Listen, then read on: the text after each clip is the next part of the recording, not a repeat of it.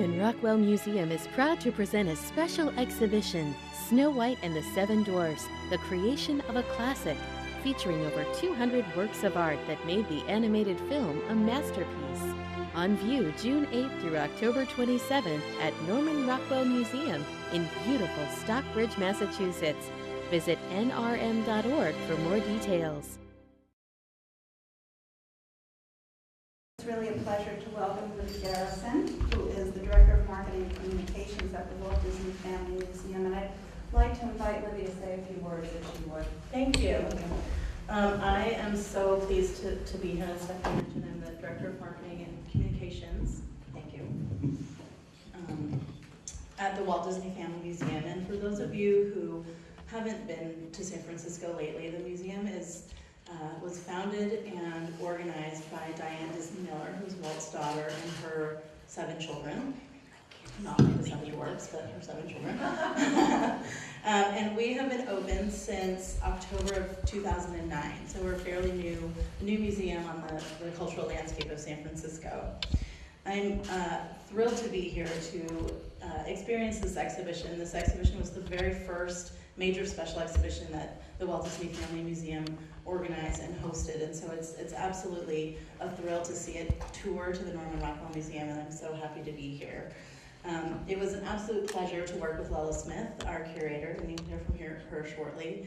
She organized our collection and the collection of the Animation Research Library, as well as a few individual lenders to the exhibition. We just had such a ball working together with her on that. And I want to thank the staff at the Norman Rockwell Museum for being a partner with us in this exhibition. It's truly a pleasure to be here and see the exhibition. It looks so different here than it did at the Walt Disney Family Museum, but equally gorgeous and lovely, and I think that visitors will absolutely be thrilled when they come through our galleries.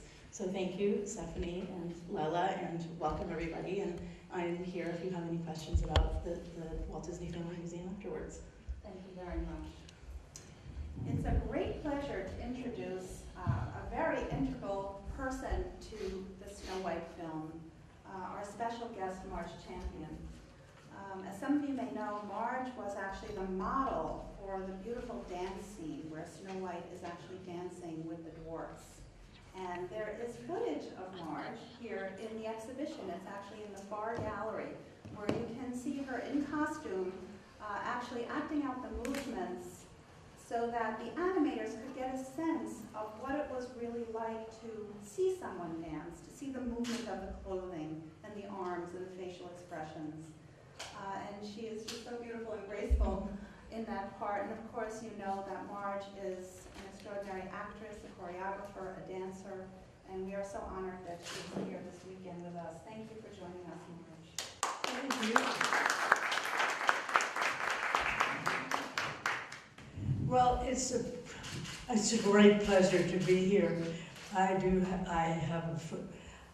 had a house here since 1979, and then I sold it about 6 years ago and moved to my apartment in New York because I would have lost the apartment which I haven't done, but I'm here every summer, and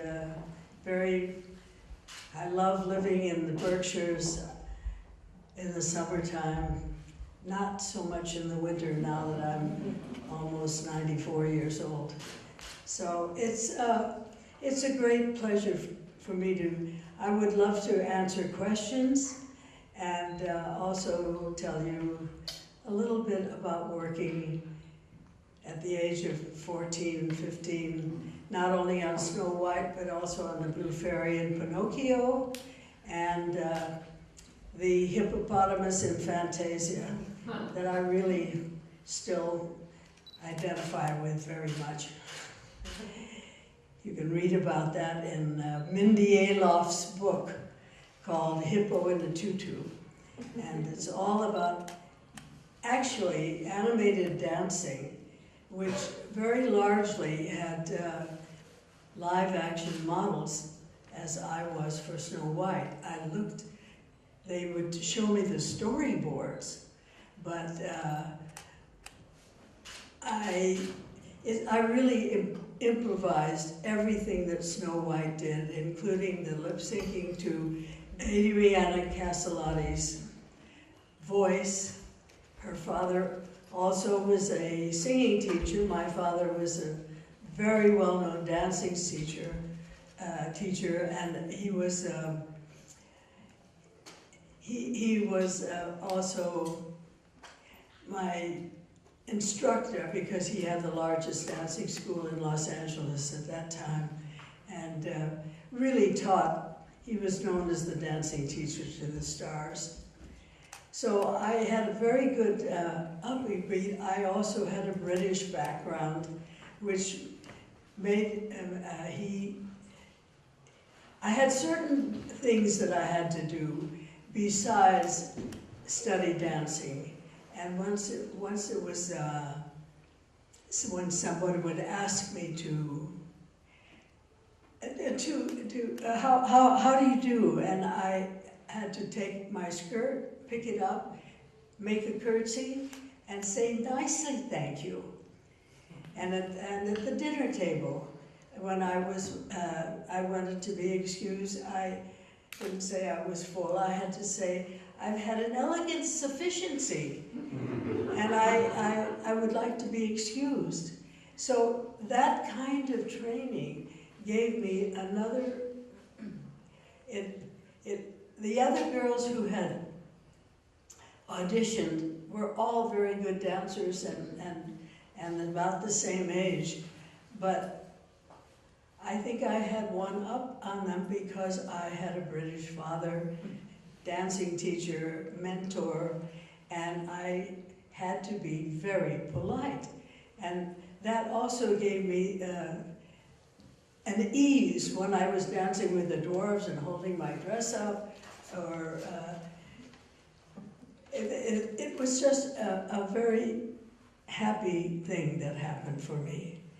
And at the age of 14, when I was just into Hollywood High School, I also had a teacher whose name was Mr. Cashel, and I had told him that I was going to go out and audition for this, or that I had auditioned, but that I'd gotten the part and I had to start work and I'd be away for a day or two a month. And he said, well, you'll do improvisations. And I said, what? I had no idea what an improvisation was. And he said, I'll tell you. And he gave me an improv, and I was a little embarrassed, and he knew I might be. And there were a couple of football players in the class because they thought it would be an easy class.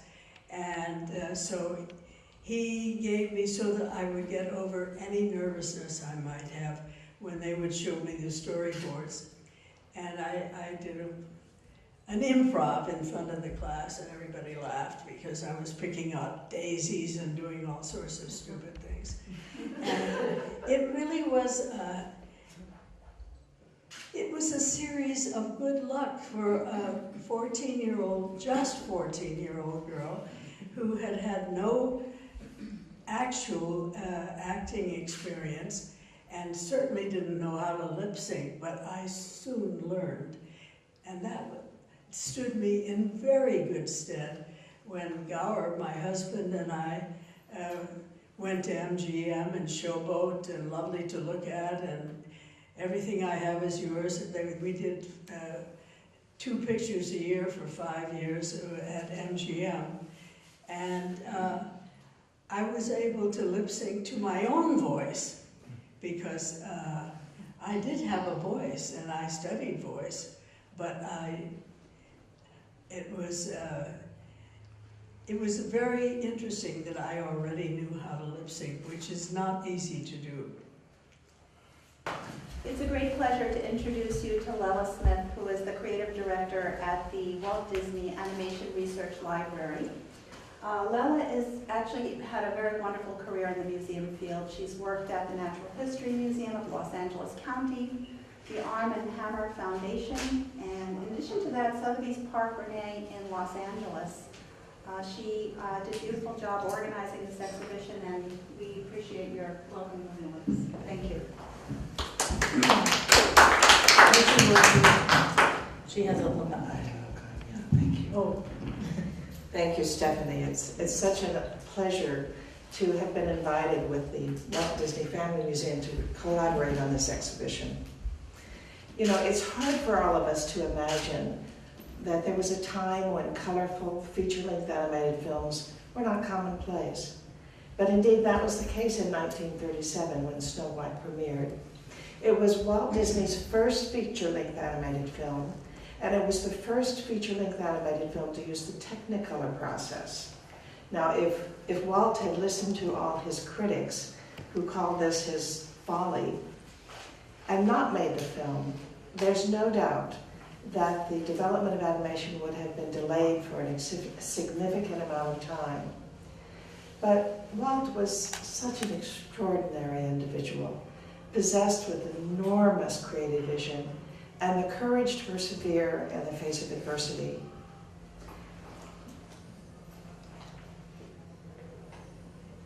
He envisioned animation as an art form, the perfect art form for families, because he was making stories, enchanted stories, in fascinating locations and just wonderful, captivating characters.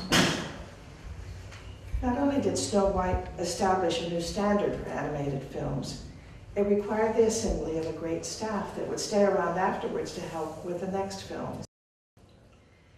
Snow White was more than a critical financial success for Walt Disney. It demonstrated his validity and the belief that animation had a greater artistic significance than was commonly associated with the cartoons that had preceded it.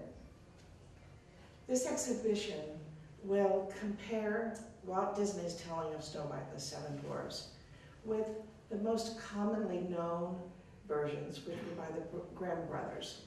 Now, you know, they published 7 versions of their stories before their deaths. So there were lots of different versions of Snow White and the Seven Dwarfs. And even those were different from the hundreds of years of the oral tradition of telling fairy tales. So when people say, how could Walt Disney change our fairy tales? The fairy tales changed with every telling. And it's important to remember that he took the stories from a 5 or 6 page story, fairy tale story, often very gruesome, to an 83-minute movie. So we're going to tell you some of the decisions that were made along the way. As I walk around, I'm going to talk about 4 or 5 pieces of art and talk about significant changes to those stories and possibly why they were made. In its time, Snow White was an immediate success. In the first 3 months, in the depths of the Great Depression, 20 million people saw the film. And by 1938, it had been sent to 46 countries and dubbed into 10 languages. It continues to be a popular film today. In 2008, it was voted by the American Film Institute as the greatest animated film ever made. Now, it has gotten a lot of awards along the way, but for Walt Disney, his reward was the triumphant confirmation of his creative vision. He had proven in this first feature-length animated film of his that if he paired good storytelling and carefully imagined characters, that he could indeed find a place in the hearts of moviegoers, young and old. Of course, exhibitions like this require a great deal of collaboration. So I would like to join Libby in thanking many people who worked on it, especially Stephanie and her wonderful team of Martin and Joe and Tom. I'd also like to thank Joseph, I said Joseph, yes, Matt Margett, who is back in the back, and Jeremy, the manager of communications, for their work in getting the word out about the exhibition. So whether you saw this exhibition when it originally came out, I don't know if you did, I guess you did, or you saw, or it has been a while since you've seen it, we hope that the walking around in this exhibition will stir fond memories of that important film. Thanks a lot. Thank you. Now I want to open the floor for some questions, and then following questions, we're going to take a stroll with Lola. Don? Ms. Champion, I'm Don Stewart. I write for a county newspaper about one county away from here. When you worked with Disney, how many days did that involve, and what was the paycheck? It usually involved, I'm glad you asked, it usually involved 2 or 3 days a month. And I had to have my father, when I was 14, drive me out to the Hyperion's studio, and I got paid $10 a day, and I saved up enough money so the next year I bought for $100 a Model A Ford with a clutch, and in those days I was able to drive. There were no, I got a license because I knew how to drive. I was taught by my sister's husband, my half-sister's husband, and after that, I was able to drive to the Hyperion Studios and stay there for 2 or 3 days a month until I got to, I think it was Fantasia, and by then I got $25 a day. And it was not lucrative in that way, but it was endlessly lucrative in the training that I got. So that I would be ready for some kind of acting in the future. Yes? Were there 7 dwarfs dancing with you when you were doing your dancing to do the model for them? They were 7 animators who had something to do with the, in the scene. They weren't always all 7 in the scenes, but they were either crawling on the floor, holding onto my dress as I was running through the Forest. Yes, and they were one when there was one dwarf on top of the other that I was dancing with. They got the tallest animator, and he danced with me, and. It was like that. I also had Prince, who was a pupil of my father's, Louis Hightower, and he also did quite a bit of the animated, of being photographed because they really needed to help with the steps as well as the look of the way the heads would go. When I was dancing with I think it was Ollie Johnson or it was a very tall animator. They needed me to look up toward him exactly the way, because they couldn't get it out of their own personalities. They got the personalities out of themselves, and they looked in mirrors, and they also were able to handle the animals and the birds without any help, but they needed something to have a young girl and a young prince. And also an old lady who fed me the apple. So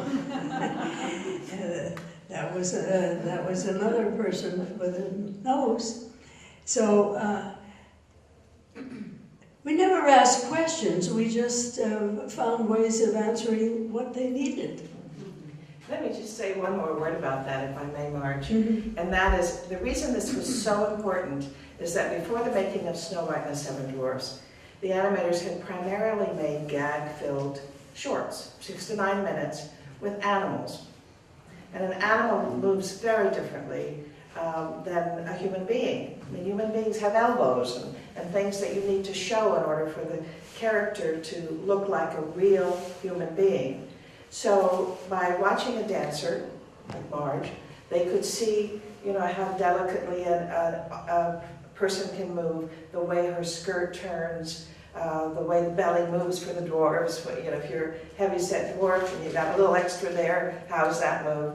And Freddie Moore, the great animator at Disney, said that it was not until he watched this film footage, frame by frame by frame, that he understood really about how much you moved when you were extending your arms. Or, you know, it really taught him about squash and stretch, which is a very important part of animation, because he watched these, he would study them frame by frame. Now, they did not draw the frames, but they studied them so that they could understand movement. Yes. I have two sort of related questions. It occurs to me as you describe this that you were doing at the beginning of the history of animated film what computers are doing now. Putting live human beings in motion capture suits and then channeling them through a computer program to mimic human movement. So I wonder, first of all, whether for you, Ms. Smith, whether you think that has progressed the art of animation, whether we've actually gone any farther. And for you, I'm wondering, Ms. Champion, whether you've seen any of these newer films, these newer animated movies that are computer generated based on human movement, and what you think of them. It's very hard for me to answer that question. I like some of the animated films. I really liked, what was that one with the fish? Yes, I love that one, because I also love the story. And I think that it pushed animation ahead. I am not interested really in the ones that are done with the new technology, because I've seen what the rotoscoping and all of that has helped animation along, but we no longer have full animation. And sometimes I find that the rolling of the eyes and things like that in certain ones are just really, I can't identify with it. And I can identify with all the early ones. I mean, I saw lots of Mickeys and Minnies, and then there was dancing in every one of them. The Three Little Pigs always danced, and everybody always danced in almost all of them. Donald Duck danced like crazy. So it really, there are certain things about it that make me laugh a lot more than other things now. I just can't identify with those figures that their mouths just, you see the mouth doing something, but it's not saying the same words or anything. You know, while Snow White and Seven Dwarfs was made, Max Fleischer was rotoscoping at his studio. And that was indeed when they would trace the drawings and use that in the film. That is not how Snow White was made. There were artists actually drawing each drawing, maybe 24 drawings per second, and changing it each a little bit as it went along. So that gives you a real naturalism.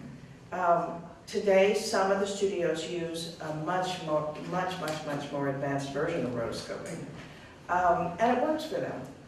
I think it's entirely possible that Walt Disney would be using CGI to make his films today, because when he was around, he grasped at every single new technology. He invented cameras. They got several Oscars for the invention of cameras, including the multi-plane camera that allowed a cameraman to stand at the top and had several different platens. And as they moved the platens, you had the feeling of going through an animated film in a three-dimensional manner, just like live-action films.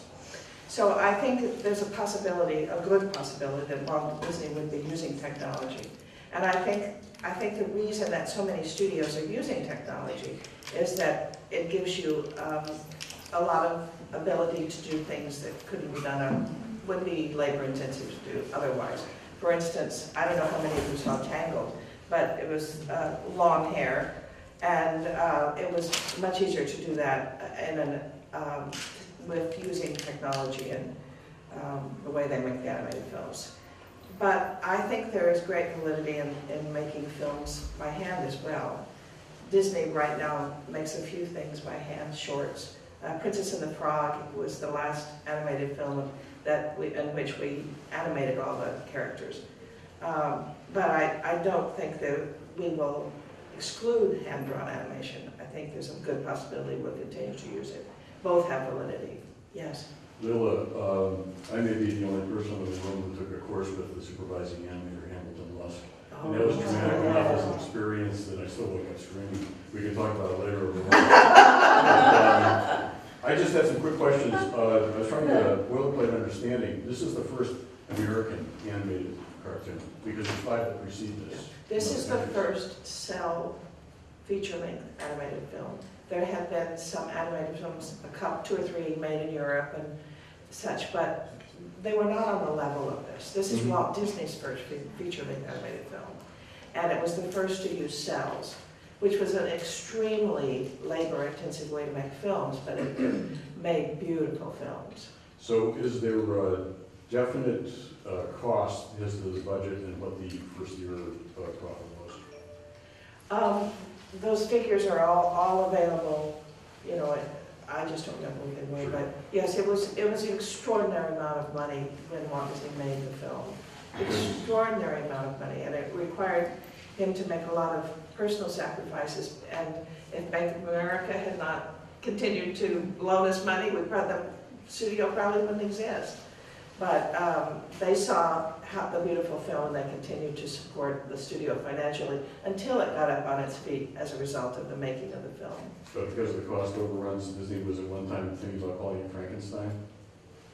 I'm sorry? Disney was at one time thinking about calling it Frankenstein. I think that's in Time magazine, I'm not sure, but because of the cost overruns. Yeah, I wouldn't be surprised. Thank you. It was difficult, and of course, a lot of reasons. Scenes were taken out. You'll see one of the media pieces is on the out-of-picture scenes. And there were several of those that a lot of time went into planning those. One was the bed building scene in which the dwarves were going to lovingly make a bed for Snow White. It was a great scene, and the art from that is incredible. But it was taking the audience away from the story of the witch and Snow White, as was the soup eating scene. And so some of these scenes were taken out. The prints changed along the way. There were a lot of changes made up until the last minute before the premiere, trying to get it perfect. The one thing that I think they didn't quite get perfect was the way to stabilize the prince. He was sort of floating on top. It made him look a little effeminate, but that was the one thing that they just did not have the money or the time to postpone it any longer. You're right. That was at the end of the film. Yeah. And in fact, a lot of the prince's scenes were taken out because the animators found him so hard to draw. And but one of the significant things, and again, the difference between the traditional Grimm's version and the Disney version, was that Walt Disney had the prince and Snow White meet early in the film so they could fall in love. And what that meant was instead of the prince wandering through the forest and coming upon a glass coffin with a pretty girl in it and waking her up and marrying and living happily ever after, he got to meet the princess early. So there were a lot of those kinds of decisions made in the making. Marge? Any other questions? Yes. Did you have a chance to meet Walt, and what was that like? Did I ever get to meet Walt? Yeah, was he on Oh, the set yes. a lot? I saw him all the time when he was in residence, because he kept his eye on everything. And he told me to call him Uncle Walt, because I was too young to call him Walt like everybody else did. And so I got another uncle, and not another daddy. But no, he was very present, except when he had to go with his brother up to San Francisco to raise some money from, and that's a story that everybody, I think, knows, or maybe they don't now, about how they raised the money by showing the some advance, that I mean, wasn't even finished, some advance pictures to the bank. And it was, and it was the bank that gave them, I think, another $1 million or something in those days. I mean, I don't know the exact figure. You probably know more than I do. Well, you know, Walt was involved in every facet of this production. And so he certainly would have been there when Marge was dancing. He would have been there when the storymen were telling their part of the story. He was involved in every single facet. I think he was not on the set as much. He was not on the set. He didn't have that kind of time. But he did come down quite often and suggest something. He knew that he was watching from somewhere. And he also looked at all the dailies. Right.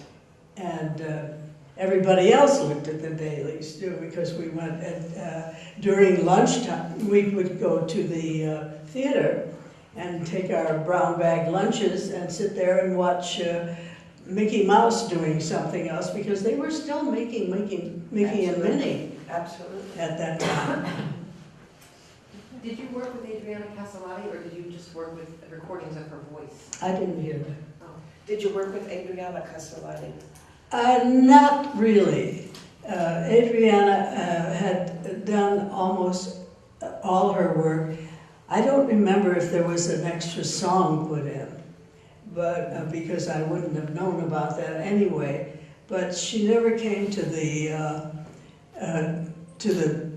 it was a very crude set. I mean, when I was running through the forest, I was just pushing ropes away. Yeah. You know? So, and when I was being caught by the bushes, that was the animators down on the floor holding my skirt. So it was, for a 14, 15-year-old girl, I think I was through with it at around the end of my 15th year, and went on to Pinocchio, to the Blue Fairy. But it was a lot of fun. I just had a great time, and I loved being out of school 3 days ago. Lela, could you, you were talking yesterday with a docent training, and you were talking about... I can't hear you. I'm asking Lela, yesterday in our docent training, she was talking about just, you know, how rare this whole collection is, and that a lot of it has never been together before. It's from private collections, and even this model here. Just wondered if you would speak to that. Is that Julianne? Is that from the Disney Dads? Oh, yes. I did. Was it a yes? Huh? Oh, I'm sorry, Marge. The question was just about the collections for Lela that Margaret actually just asked. Do you want to take that one? Yes, I would. Yeah. So the exhibition is comprised of many pieces that have not been shown before. There is a very wonderful catalog by J.B. Kaufman. Not all of the pieces are in his catalog, but J.B. Kaufman was at our library and at the Disney Archives for 10 years researching his work for the book. He has a large coffee table book, as well as the museum catalog. And he takes and compares the Disney film with silent film versions and stage versions and all kinds of, brings in a lot more information about different versions of Snow White and the Seven Dwarfs. But we're very pleased to be working with the Disney Family Museum, because they have recently purchased a lot of art for their collection. And about 5 years ago, we purchased a private collection from Steve Eisen, who had been collecting for 30 years. And he had seen the film as a small child. He fell in love with it and just had to have art from that film. So we were very fortunate to buy his collection when he retired. So yes, it's a very special exhibition, and I hope you will enjoy it, and feel free to ask me any questions. I'm here for that purpose.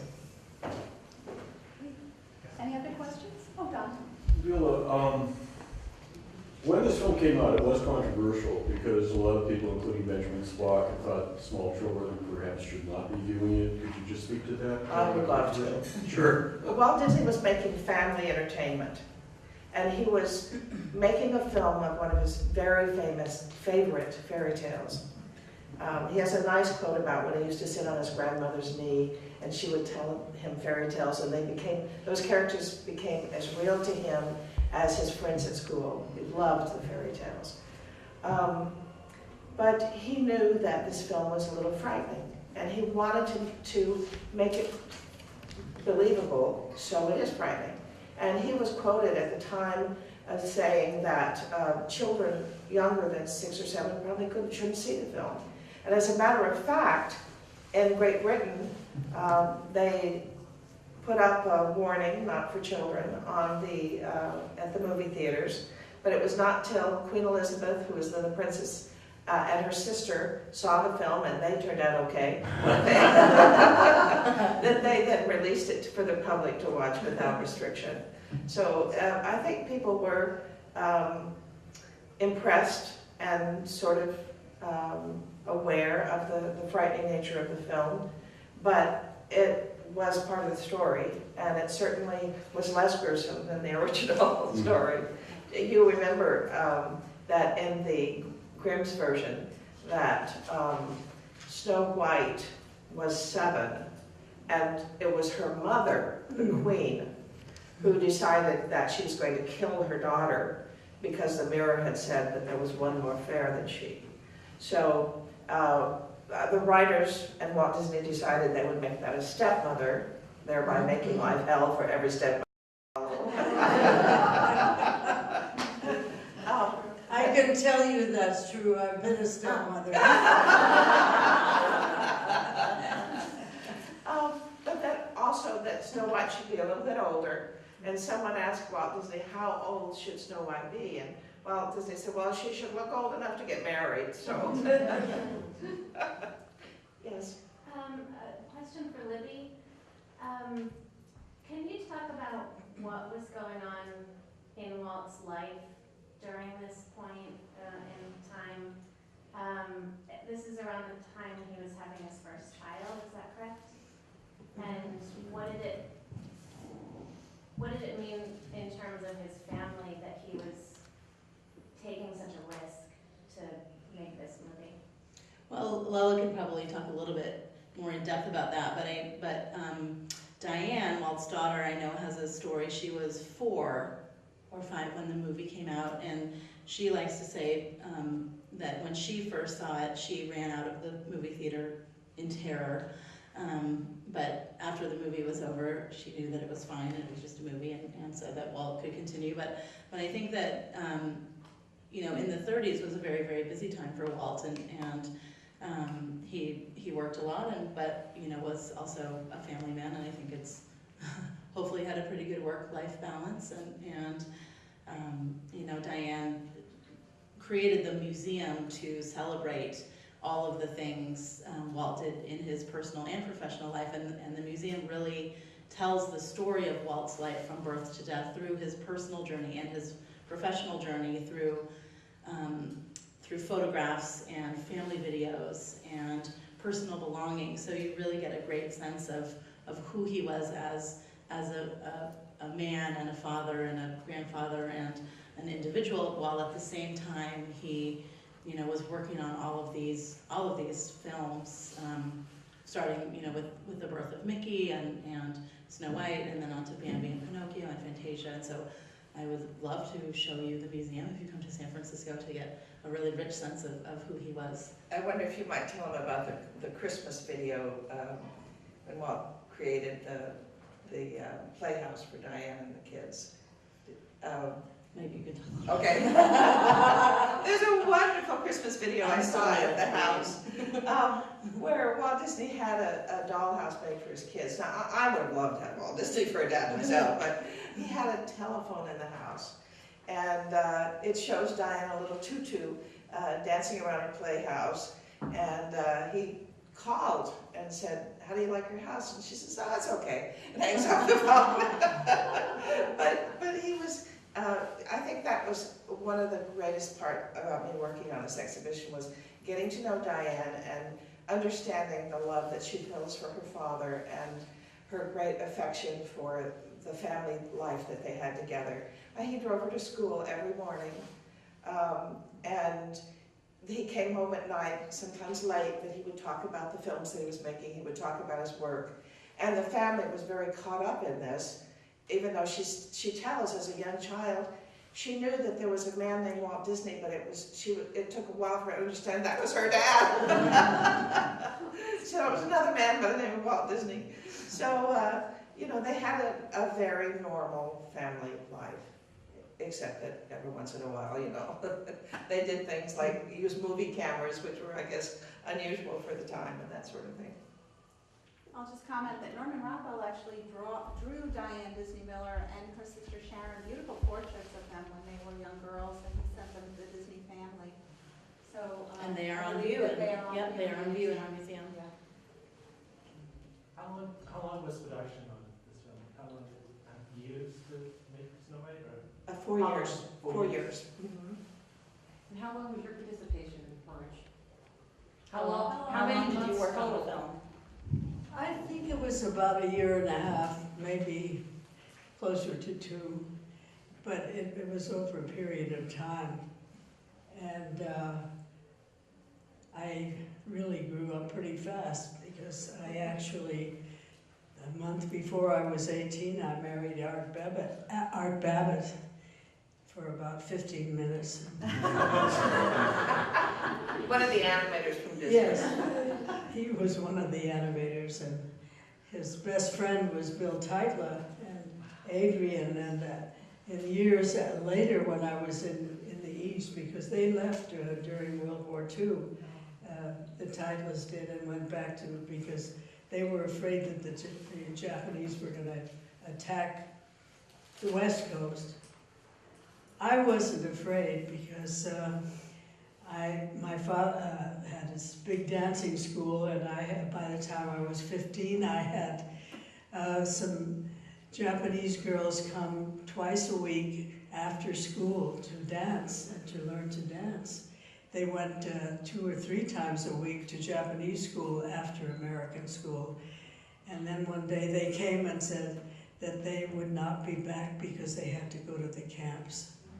And they had been born in this country. It was a very sad time for all of us. And we weathered it, but it's amazing now, the difference with the relationships. Bill Tytla animated the Grumpy a lot, and you'll notice those drawings over there with him animating the scene, the bath scene, where they're trying to get Grumpy to take a bath. And his art in the final scene was always also important. When Snow White was on the bier and the dwarfs were crying, he animated Grumpy. And if you haven't seen the film for a while, go back and watch the final scene of the film. Grumpy, it's just heart-wrenching the way he is in love with Snow White. And Walt Disney felt that it was such a strong statement, because he was the grumpy old guy and he really loved Snow White all along, that he took out all of the other animation that had been planned for that scene and just focused on Grumpy. So it became a much longer scene. Yes. It was very important to the film. I think he also had something to do with the Queen, in designing the Queen. There were several artists who I did. mean, before she turned into a wicked witch. Right, right. There were several artists who worked on that, and as we walk around, we'll talk about some of those. Great to know. Well, thank you so much to our special guests. It's incredible, your expertise and the passion, the enthusiasm. It just has meant so much to us here at the museum. We are thrilled now to present Lelia to take us on a tour around the exhibition. And following Lela's tour, we're going to be out on the museum terrace for lunch. I also hope that you'll enjoy some of the great programs we have coming up related to this exhibition. We've got a great lecture series, we have art workshops, kids workshops, all that material, information is in your packets if you'd like to take a look at it. So thank you again for coming today, and thank you so much to our special guests. My pleasure. This is my home. We love it. Thank Yes, you. thank So you. happy to have you. Where would you like to start? Well, we'll start here, I think, since we're all in here.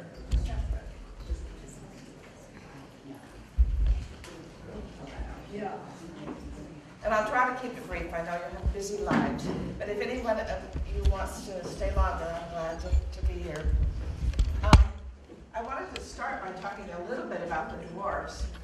Walt Disney knew that they would be in. When I got to the studio, my name was Marjorie Belcher, and her name was the voice's name was Adriana Castellati, and everybody in the studio was calling us Margiana Belchelati.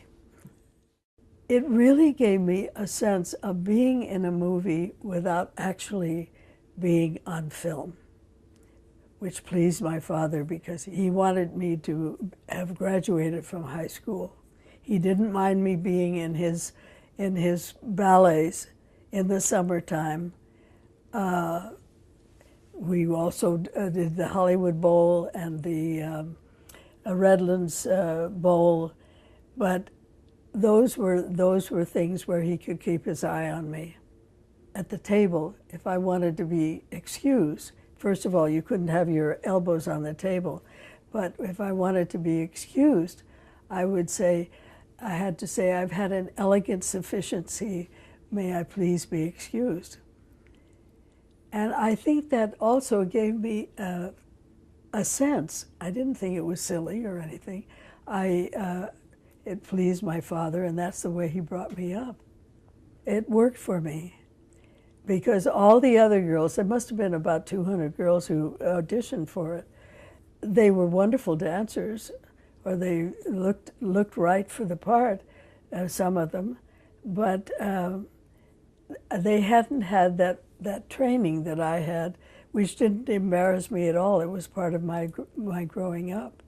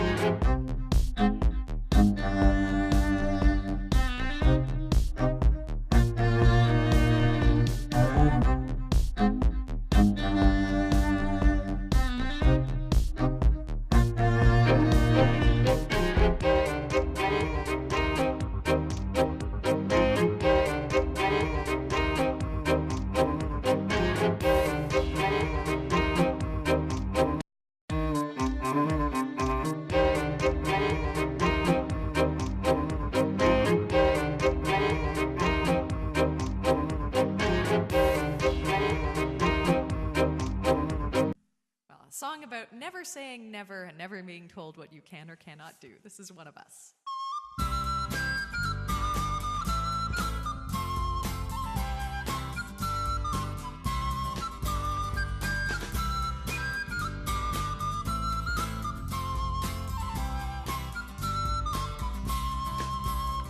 Before I got to fighting, or when fighting got to me, I looked to find examples on the field of chivalry, and I saw mighty arms, much stronger than my arms could ever be. So I thought perhaps that field was not for me. But still I stayed and watched the fighting till one figure stood apart, in armor newly fashioned and a helm more pot than art. But each blow is thrown with honor and the lightness of the heart. So I took that step which soon became a start. 'Cause she was not the biggest fighter, nor one to raise a fuss, but I remember being proud that she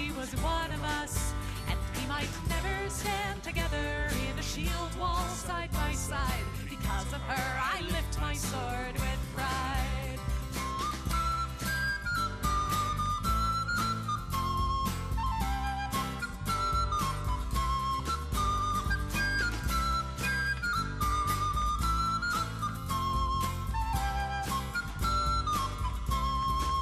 Now she was ladylike and lively, not the type you would expect, with a braver heart than many and a slot shot to respect. And I guess she'd once decided this was where she'd like to be, and I thought if she could do it, why not me?